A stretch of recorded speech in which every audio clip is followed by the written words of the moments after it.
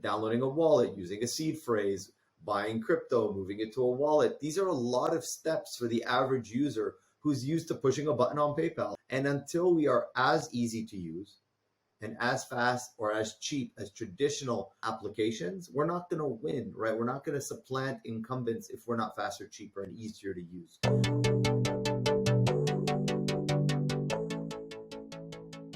In today's episode, I will be joined by John Nahas, Vice President of Business Development at Ava Labs, that is building Avalanche, one of the fastest smart contract platforms in the blockchain industry, building the Internet of Finance. So that's a lot, but if you are in the crypto space, you have definitely heard about Avalanche, and that's what we are talking about today.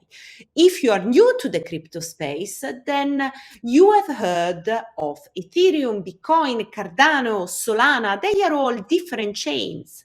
And Avalanche is another one that is considered one of the preferred destinations for decentralized finance of DeFi. They have some interesting development on the go. Hi, John. How are you? Good, thanks. Okay, fantastic. So let's, we are going to be focusing on Avalanche, but before, I just want you to make a clarification between Avalanche and Ava Labs, because I think it's an important thing to clarify. Of course. So thank you for having me. First and foremost, John Nahas, Vice President of Business Development for Ava Labs. So Ava Labs is the firm that created the Avalanche blockchain. Avalanche now is a public utility, layer one blockchain that is run by the foundation. The Avalanche Foundation oversees the growth of Avalanche.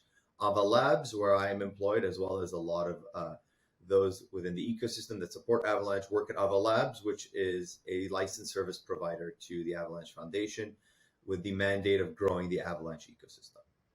Does this tied up with the launch of the Avalanche multiverse? Because for what I understood, is an incentive program that will speed up the adoption of the subnet.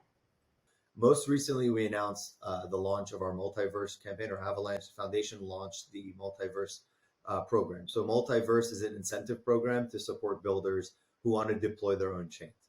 So what we've seen traditionally is that a lot of chains that exist are monolithic. They're single chains, they do a lot.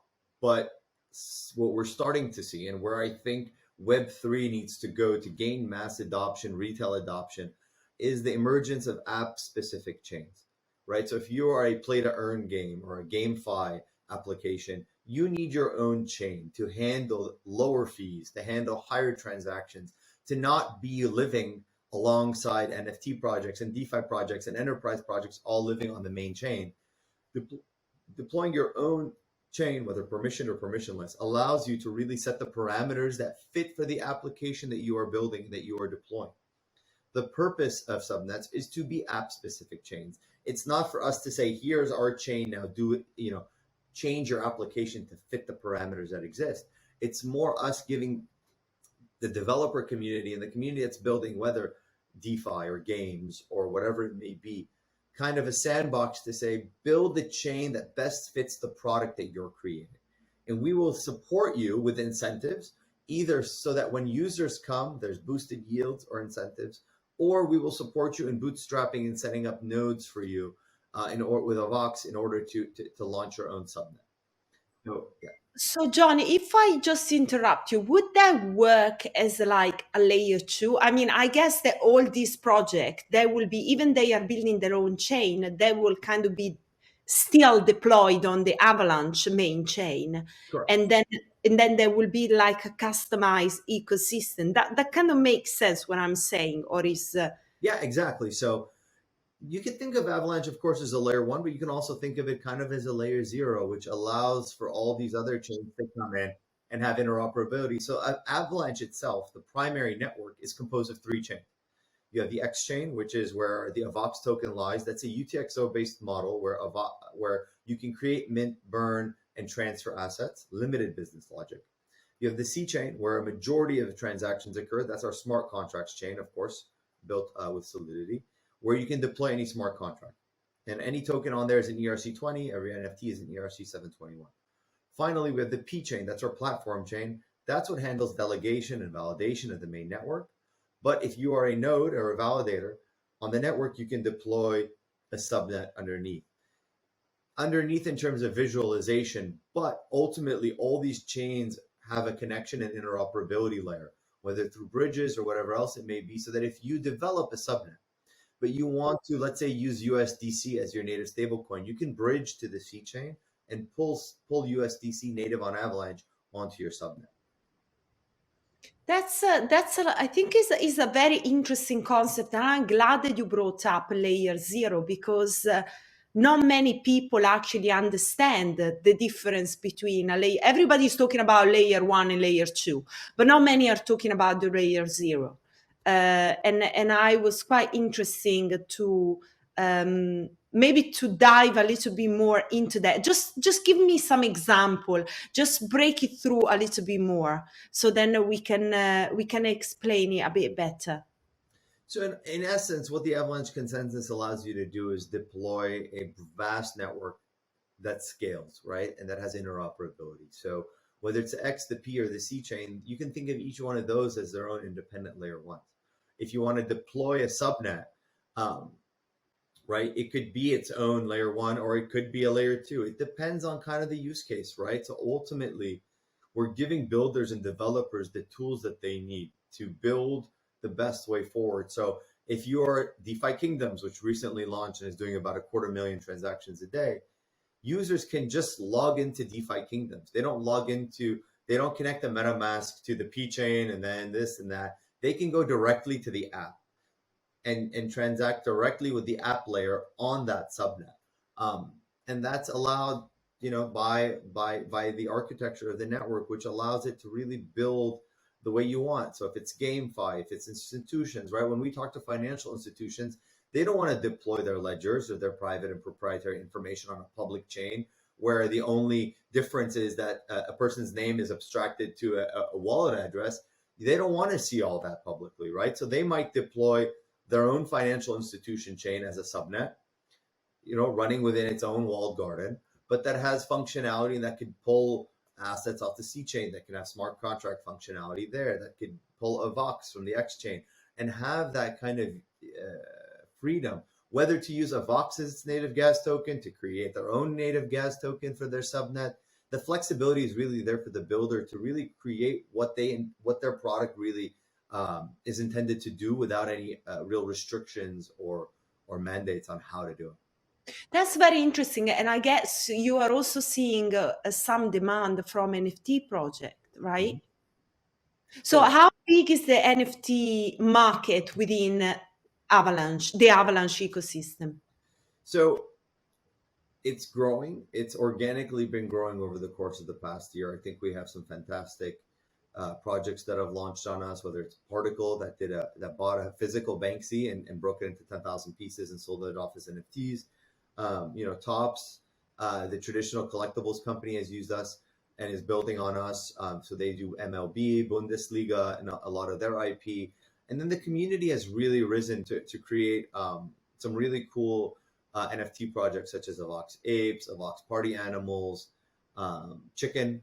And Chicken has Farm and now Rooster, and they've gamified these NFTs. And we have some native marketplaces that are growing, and we have many marketplaces from other chains also coming on board.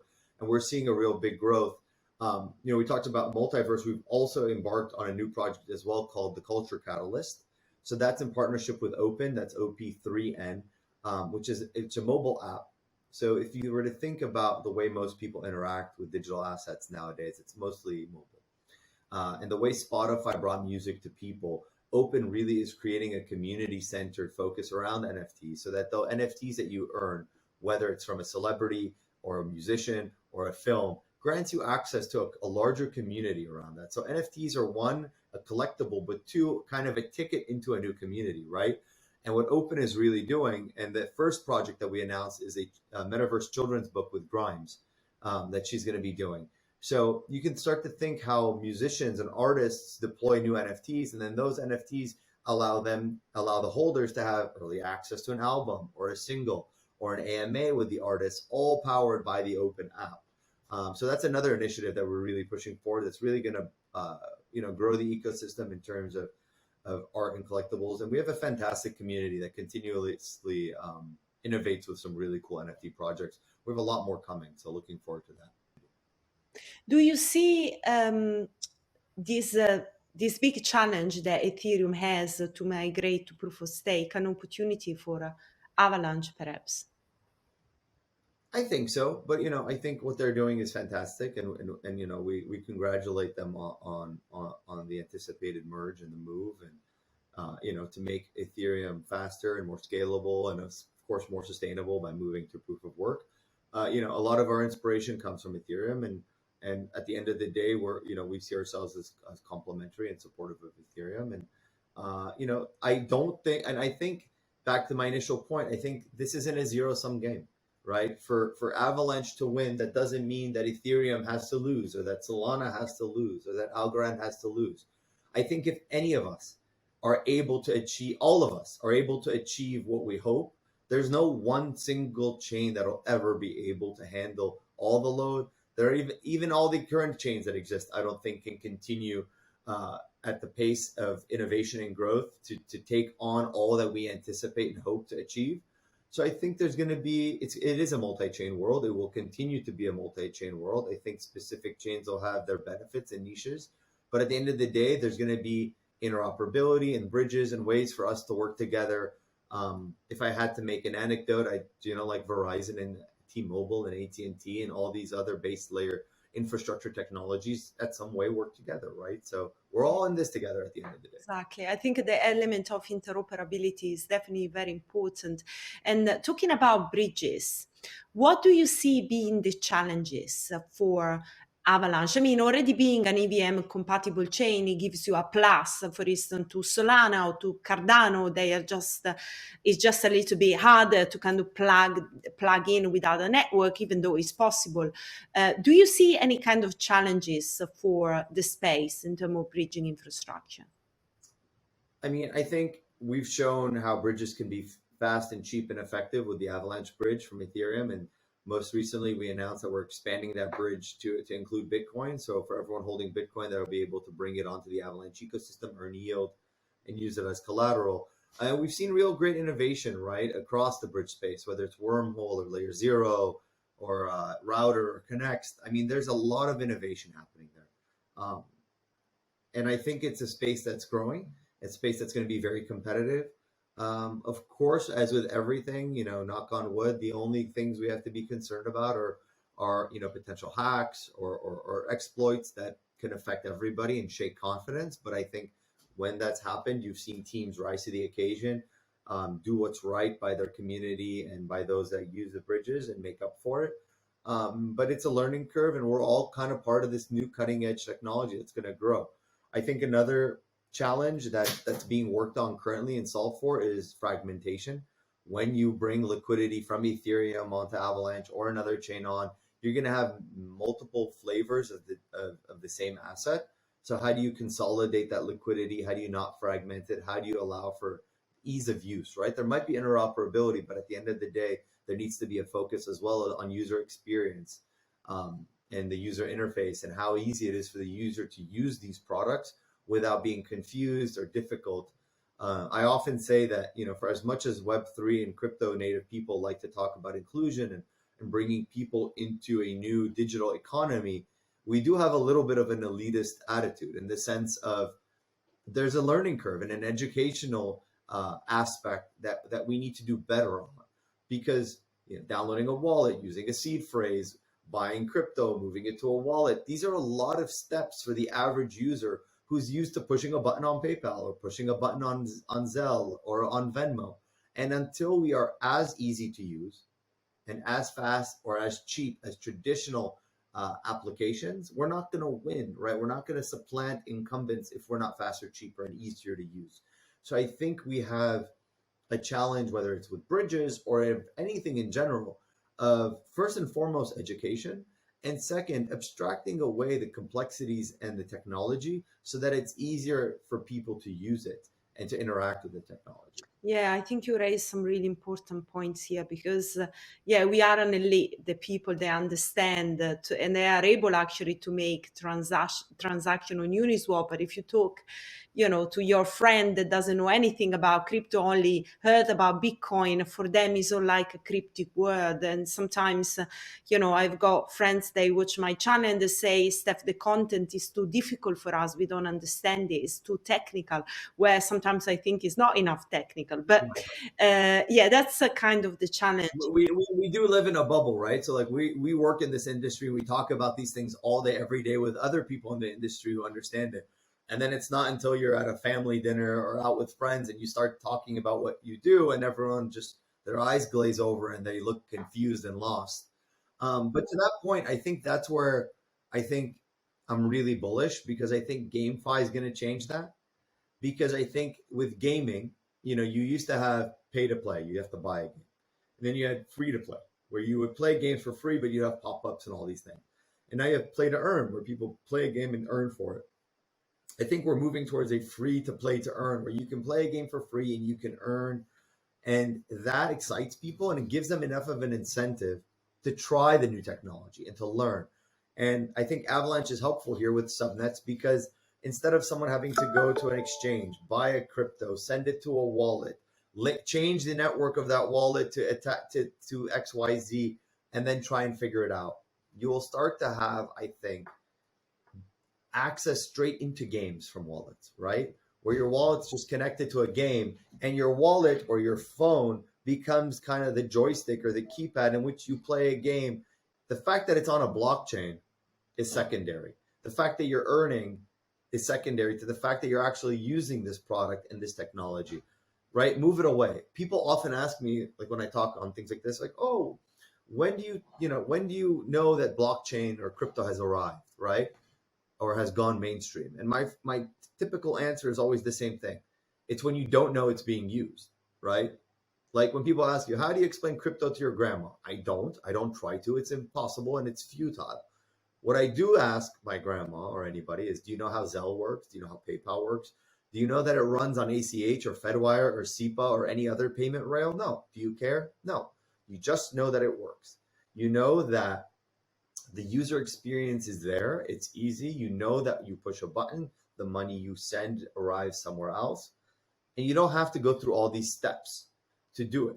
I think that's when we arrive, and I think that's when we have an opportunity to gain mass market appeal, is when blockchains are in the background, powering all these new innovative things that are being built currently and that will be built in the future. And John, when you talk about the subnet, so just to understand, the user will be going straight to the subnet.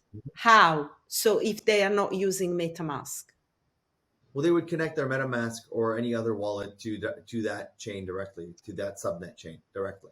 Okay, which they will prepare within the MetaMask wallet, but once they have done that, they can like when you are setting up your Matic network. First of all, you need to set it up, and then when you add Matic, when you add Avalanche, when you add any EVM chain to MetaMask, you would do the same. You would do the same with a subnet. Now, I believe the goal being that in the future, to make it easy for everybody, and this is something we're working on with the release of Core, which is something that Ava Labs is doing. That's a wallet for use with Avalanche and with subnets, but also any wallet, whether it be MetaMask or Coinbase wallet, right? Ultimately, you shouldn't have to toggle and put in things. There should be functionality where it just says choose your network, right? You just click a button and it automatically does it. Or choose your. So think of it this way. Think of it as the network is iOS, and instead you're just picking your app, right? Like you're opening an app, you're opening a game, you're opening a subnet. That's ultimately where I think we get to, and we should be going to. Yeah, it's very interesting. It's very interesting what kind of solution you are working on, and I see a big value also for enterprises, for companies, and to create their own ecosystem. Because what I see as a big challenge is that we are coming from a centralized world where everybody wants to own and control what they create, right? That's why you see Apple, you have got Facebook, you have got Twitter. and everybody wants to be in control of the profit, and that I think is kind of like a big challenge when you are looking at the Web3, where everything is decentralized, and the model to do business in Web3 is not the model that we are using Web 2. So that's why sometimes I'm thinking how companies can be successful in Web 3 that might not be they have to collect the revenue, might be they are the investor or the stakeholders in a project, and what they invested on, it will increase in value. So it's kind of interesting, like this shift in perspective. I mean, I think you're going to see that, right? So you'll see the companies, and we're seeing it today, that there's, I think, three kinds of companies. There's the ones that say, this is the future. How do we start to shift our business model or the way we interact with our customers or our users or our fans to adapt with this technology and go along with them? Those guys, I think, succeed. I think the middle ground is the people who say, ooh, this is exciting. How do we make money off of it? Those guys come across, I think, as disingenuous and are not going to make it. And then there's the ones that just say this is a fad and that's going to pass. And those are like your Kodaks, right? They're never going to, they don't see a train coming at them and get out of the way, and they don't adapt. So you have those that don't adapt, those that adapt opportunistically, and that doesn't work. But you're seeing a lot of companies take this seriously now. You're seeing companies that say, we want a presence, we want a Web3 presence, we want to start to shift our model or the way we interact with our customers, right, to a Web3 world. We want to start giving NFTs to our customers. You buy a car, you get an NFT with it. You buy a pair of shoes, you get an NFT with it. Create that, and that NFT grants you access to other things, or maybe they launch tokens and rewards. And there's a lot happening. And I think a lot of things are going to be launched that don't work, which is fine. But then, that's what the market is for, right? We might think that there's some killer apps and killer innovations that don't work, and then some things might stick. At the end of the day, the market decides what it wants, what's exciting to it. And there's a lot of amazing companies out there that are really embracing the technology, the innovation, and the opportunity to connect with their users and really start to shift towards a decentralized world. Yeah, I completely agree with you. John, it was great to have you on the show. Listen, anybody that has got a project that want to join Avalanche and create their own subnet, how they can get in touch with you or put an application?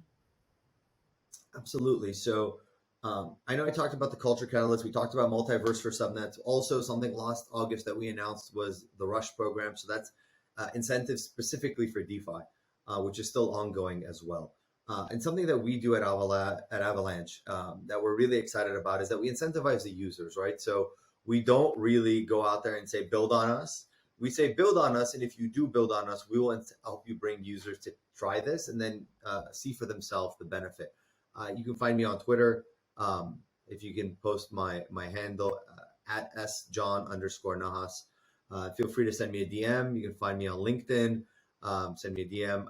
Also on the Ava Labs website and the Avalanche websites, we have links to the ecosystem pages that have applications both for Rush and for Multiverse. But feel free to reach out to me or anyone on the business development team. We're more than happy to talk to anyone interested to build on us, and we're keen to be supportive partners along the way. Thank you so much. Of course, thank you for having me.